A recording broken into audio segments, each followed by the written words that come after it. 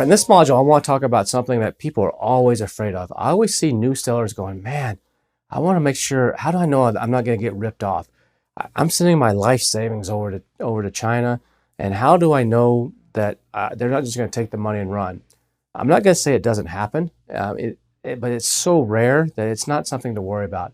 You know, a lot of people will use they want to use some sort of escrow service or insurance from Alibaba or something like that to pay a trade assurance. And to me, I've never used any of that stuff. If you're comfortable doing that, that's great. But as you'll see in another module, that's a red flag that you're a rookie because the experienced people don't do that. And that's just a sign that you're a new seller and they can maybe take advantage of you. So it's up to you. If you want to do that, great.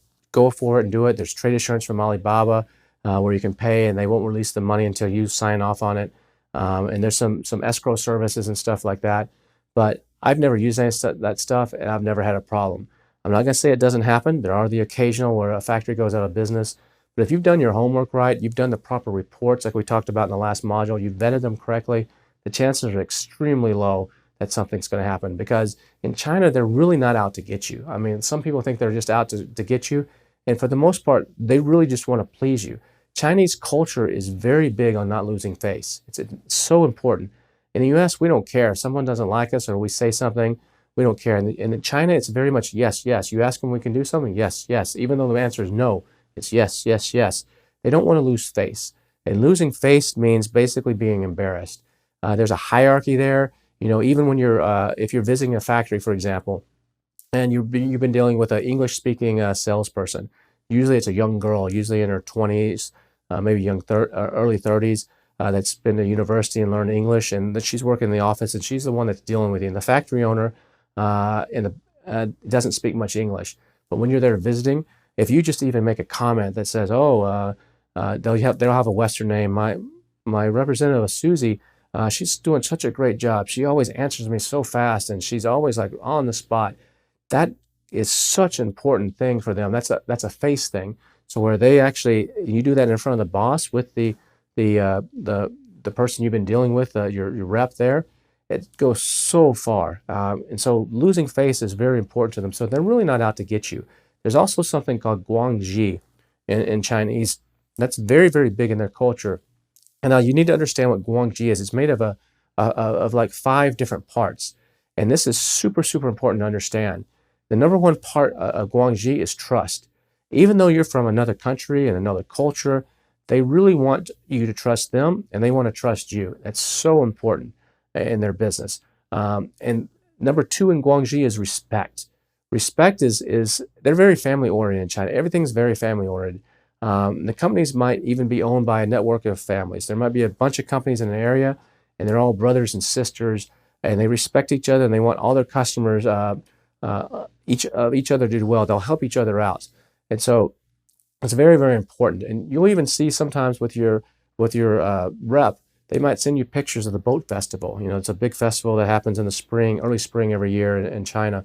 And they may send, here's me and my husband, or it's usually a woman that's a rep, but me and my husband, we're out on our vacation. And it's a good thing for you to respond back to those. Or maybe you can even send pictures of you and your husband or wife, or you and your dog, or something like that. Those little things go a long way in Chinese culture and in the relationship building. In the US, we don't really care. It's like, you call somebody, what's the price? When's it going to be here? I don't really give a rat's tail about anything in your personal life. But over there, it makes a big, big difference. So if you can incorporate some of that into your communication, it can really, really help you. And like I said, losing face or being embarrassed is also part of guangxi. And they will avoid that at all costs. They will just avoid a situation rather than be embarrassed. Or they'll go out of their way to make sure, and they won't say no. They'll say, yes, I can do this, because they don't want to be embarrassed that they can't do it. And then they'll try to figure out a way to do it, or maybe they'll just never do it. They'll just kind of drop it. But losing face is super important. So the 4th thing in guangxi is competitiveness. You know, like I said earlier, the Chinese culture is ultra, ultra competitive. There's so many of them, and they've been a communist society for so long, and now they have this entrepreneurial type of opportunities, and there's like free market sort of opportunities. So they're not sure how long this is going to last. And so they're super, super, super competitive. And so they'll always try to beat the next guy and be the first guy or have the lowest price or whatever it may be. So that's part of guangxi as well. And then the last part of Guangxi is they value their customers' time. They want to build relationships, and it goes a long ways in Chinese culture. They want to get to know you. They want to, if you once you get successful and you go over and visit your factories, they're going to pick you up in a nice car, try to put you in the nicest hotel in town. They may go even rent a car. They may drive a junker day to day, but they're going to go rent the nicest Mercedes and pick you up in that car. They're going to take you out to eat, and they're going to take you to these places where you're going to eat some really strange food a lot of times and get drunk. They love to get drunk with you, and you just go along with it. And it goes so far. It's so important in Guangxi and their culture to participate in this and to build these relationships. And another thing you can do is Chinese New Year every year. It's usually late January, early February. Is they have these red packets, and you can buy these online, or if you ever go to China, you can buy them in any kind of stationery store. And if you send these red packets over during the Chinese New Year, it's a sign of good luck, and you put money in them. They're like little envelopes, and you just put money in them. You give them to your representative that's been helping you, or maybe say, hey, can you pass this out to some of the factory workers, or give this guy on the dock, or here's one for the owner. Or you can even take gifts, Western type of gifts, if you ever go visit them, or you can ship these too. But things from the U.S. like Hershey's chocolates are very American type of things, and you take those over to them. That can go a long, long way, or ship them to them as presents. That can open a lot of doors for you. It can, a $100 present, it might cost you $20 and $80 to ship it or something. Might actually save you thousands or tens of thousands of dollars, or move your order up from taking 3 weeks to 2 weeks or whatever. Those kind of things are super important in that culture, so don't overlook those. Now, if you're super worried about still getting screwed, you can protect yourself. There's a later module when we talk about issuing a purchase order, and I'll walk you through all the steps of what you need to put when you actually make an order. And there's a bonus module with Steve Simonson where he's got a lot of experience selling in China for like 20 plus years.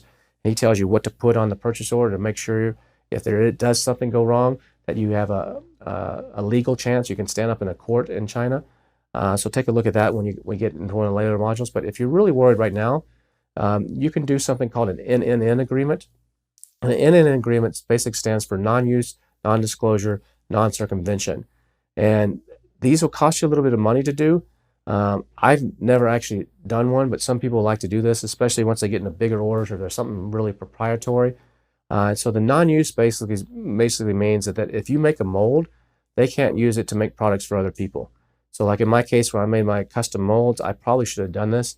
I haven't had a problem so far, but I guess I'm open to it because I don't have an NNN agreement. But basically it says if you make a custom mold, that mold belongs to you, and they can't use that to make it make the similar product for other people.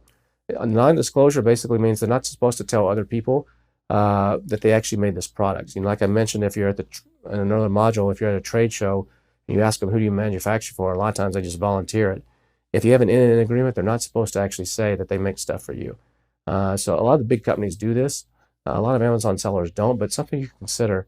The non-circumvention one means they're not supposed to go outside and around you to compete. So non-circumvention means they should not call up their buddy and say, hey, my client Kevin's is killing it on this product. I don't think it'd be a good idea if I make this, but how about you you make this product and sell it under a different name on Amazon? The non-circumvention would cut that out. It also means that they wouldn't compete against you. Sometimes your factories, they'll see how well you're doing, and they're like, wait a second, this guy's crushing it. Why don't we just sell ourselves on Amazon? We'll sell the same product. And sometimes your manufacturer will be your biggest competition, and they can undercut you because they're making the margin off of you. And they don't have, now that they're selling direct on Amazon, they don't have to, anything above what they are already selling to you is gravy. So they can cut the price dramatically and be happy. So this is an agreement that you might want to put in place if you're successful in an agreement. Some other things you can do to your purchase order is you can add terms to your agreements that say your supplier can't use your pictures anywhere else. I have this problem a lot with my pictures because they're good quality. They end up on Alibaba. They end up in their trade show booth. Another thing is you want to make sure you say that they can't use your samples of your product in any trade shows. I would hate it if I walked into the Canton Fair in Guangzhou and went into a booth of my manufacturer, and there on the shelf was a sample of something he made for me. And there's hundreds of other Amazon sellers passing by and going, oh, there's Kevin's product. Now we know where he makes it. So I put that in my agreements that not only can they not use the pictures, but you can't use any samples of my products in any public display or any trade show. If you're going to deal with a trading company, fine. That's not necessarily a bad thing. Some people think trading companies are really bad, but like I said, another module, sometimes some of these factories don't speak English, and they have to use a trading company because the trading company has an export license, or they speak English, or they just prefer to do it. They don't want to deal with individual people. They just want to keep their head down and make stuff, and they don't want to deal with people asking them all kinds of questions. And so if you find a trading company, try to find one that specializes in a specific sector. That way you're going to get a better price and a better service. And always make sure you do an inspection. This is a problem. Most Amazon sellers aren't willing to spend this money, and it just blows my mind that they won't do this. Always get an inspection. There's third-party companies like Asia Inspection. I personally use Topwin, Topwin inspection, and for about $200, they will make an inspection for you, and it's about a 30-page report. They will actually go into the factory, and they will actually test everything. They'll take pictures of the whole production line. They'll take pictures of the product. They'll open it up out of the box. They will rub it. They'll take a piece of Scotch tape and put it across the logo and peel it off to make sure that the logo doesn't peel off with it. If it's a product that has to be cooked with, like my crepe maker that I made, they actually cook crepes. If it's an exercise device, like they'll actually roll it out. They'll measure it. They'll check your box. If your box says this weighs 2.2 pounds, they'll measure it. If it only weighs 2 pounds, like, the factory might have changed something here. Maybe they changed the aluminum to plastic or whatever. They'll take pictures of everything. The factories hate this. And don't let the factory do the inspection for you. Some people are like, oh, the factory said, we'll inspect it for you. Everything's good. We'll send you some pictures. We'll send you a sample. Have a third-party company come and do it. They spend the whole day there. You get this elaborate report. And you have ranges where you can say, I don't want more than 1%. 1 or 2% defect rate's kind of common. You're not going to have perfect. But they'll look at these 3 different levels, and you want like major defects to be 0. Major defect would be like the product, the crepe maker doesn't turn on. A minor defect could be, there can be like maybe 5. What they'll do is they'll test. Usually, what they do is they test about 100 to 120 units, a sample size. So the factory has everything packed. It's on the dock. It's ready to ship. You don't let them do it. Come in before it's ready to ship. Everything has to be in the master cartons. And the inspection company will come in and look at, I want that box, and that box. You can't let the factory say, here you go, here's the ones to sample. They take a random sample, they open them up. The factories hate it because they got to repackage everything. They hate it. I have mine do a drop test where they take the box, the carton box, I had 20 units in it, and they drop it from 3 meters. Sometimes my factory won't let them do that. But I want it to drop and see if anything breaks, because that's going to tell me it's going to survive the shipment on the way over. So they'll go through this whole inspection and look for problems. Like a minor defect might be there's a scratch on the bottom, and it's on the bottom. It's not very, or there's a little tag. It's like a piece of a rope or something, or a piece of cloth, and there's like a little tag or something like that. That could be a minor defect, and a few of those you might let pass, but you catch all the major ones. Don't do the inspection in the U.S. Some people will wait till it gets to their 3PL or their prep center in the U.S. and have them do the inspection. Don't do that. It's too late. You want to make sure you do this inspection in China before it ships and before you've paid the last payment. Never pay everything in advance. Typically, it's 30% up front and then 70% after the inspection passes. And I've had times where the inspection failed. And I put this in my purchase order up front that says, I am going to do a third-party inspection. And if the inspection fails, you agree to fix everything that they find a problem with, and you agree to pay for the reinspection. And I put that all up front with the factories, and so they know up front, hey, we better make sure this guy's got eagle eyes on this. We better make sure this is right, and don't try to screw this guy or cut corners, because they will do that. The problem is, maybe you've been working with a factory for a year. You've done 5 inspections, and every time it's passed with flying colors. You're like, I don't need to spend this money anymore. Don't do that. Always do an inspection every single time. It doesn't matter how long you've been working with this company, because what happens in China is every year at New Year, people leave. People come to these big manufacturing areas, like you saw in one of the other modules, the map that has a handout. And then at New Year's every year, which is typically February timeframe, they all go back to their villages in the middle of the country. They take the trains. It's like a crazy max exodus out of these big cities and big manufacturing areas for like 2 weeks. And some of them never come back. They stay there and stay with their families, or don't come back to the factory, or they get a different job. So every year there's turnover, and you got different workers. So the last workers might have known how to do it properly, But now you got new people coming in there that have never done this before, and they may not be as careful. So you always have to do an inspection. Remember, also always negotiate the price in the MOQ. Whatever price they give you is not the final price. Everything is negotiable. And they may play hardball, but don't be unreasonable. Don't be like, if it's $5, say, oh, I want it for $2. I mean, don't be unreasonable. But the MOQs and the price are always negotiable. If they say we got to do 1,000, sometimes you can get them to do a 500. Always ask for a copy of their business license, like I showed you in a previous module, what that looks like. Always ask if there's any existing patents on the product. Sometimes the factory owns the patent in China, which is a good thing. That keeps other factories from actually shipping it out of China. Or ask if there's a patent in the US or in Europe or something. And also do your own homework on that, but ask them. And sometimes they can say, oh yeah, here it is, here's a copy of it. Ask if they have any certifications for like the US, like UL, or for Europe, like CE, if it's electronics. And make sure those are legitimate, from a legitimate lab, not just something that they got for a product 3 years ago and they're just saying, here we go, we got this. You got to make sure they're actually legitimate. Sometimes people say, is it a risk to ask for a lower product price on the invoice? So sometimes what happens, with the tariffs and stuff, sometimes the U.S. tariffs or taxes or VAT can be really expensive bringing something in, VAT into Europe or tariffs in the U.S. or duties.